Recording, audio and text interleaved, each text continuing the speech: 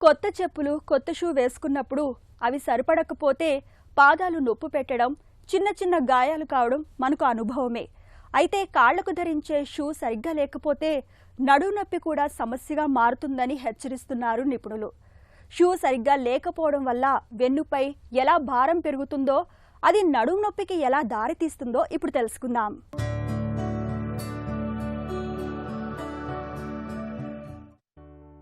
నడుము నొప్పి అనగానే సుదీర్ఘంగా పనులు చేయటం, శరీర భంగిమ అస్తవ్యస్తం కావటం, కండరాలు క్షీణించటం వంటి కారణాలే ముందుగా గుర్తుకొస్తాయి.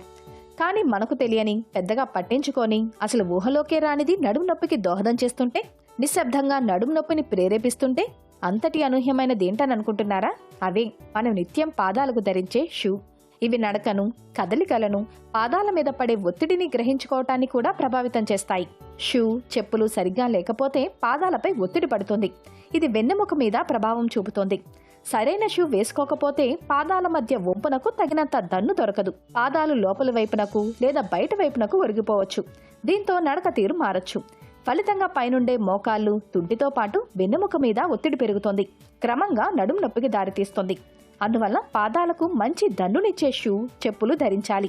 సరైనవి ఎంచుకోవాలి. షూ కొనేటప్పుడు పాదాలను, వేళ్లను నొక్కనివే ఎంచుకోవాలి. వాటిని ధరించి కాసేపు అటు ఇటు నడిచి సౌకర్యంగా ఉన్నాయేమో చూసుకోవాలి. కదులుతున్నప్పుడు నొప్పి గాని, చిరాకు గాని పెడుతుంటే ఇబ్బంది తప్పదని గుర్తించాలి. ఎత్తు మడమలు లేనివి లేదా తక్కువ ఎత్తు మడమలు ఉన్నవైతే మంచిది. ఎక్కువ కాలం ఎత్తు మడమల చెప్పులు ధరిస్తే వెన్నెముక వంపు పెరిగి నడుము నొప్పికి దారితీస్తుంది. హీల్స్ 2 అంగుళాల కన్నా తక్కువ ఉండేలా చూసుకోవాలి. శరీర భంగిమను దెబ్బతీసే షూ నడుము నొప్పికి దారితీస్తుంది. కాబట్టి షూ ధరించి నడుస్తున్నప్పుడు, కదులుతున్నప్పుడు శరీర భంగిమ సరిగ్గా ఉందో లేదో చూసుకోవాలి. షూల ఎంపికలో ఈ జాగ్రత్తలు నడుము నొప్పిని చాలా వరకు నివారిస్తాయి.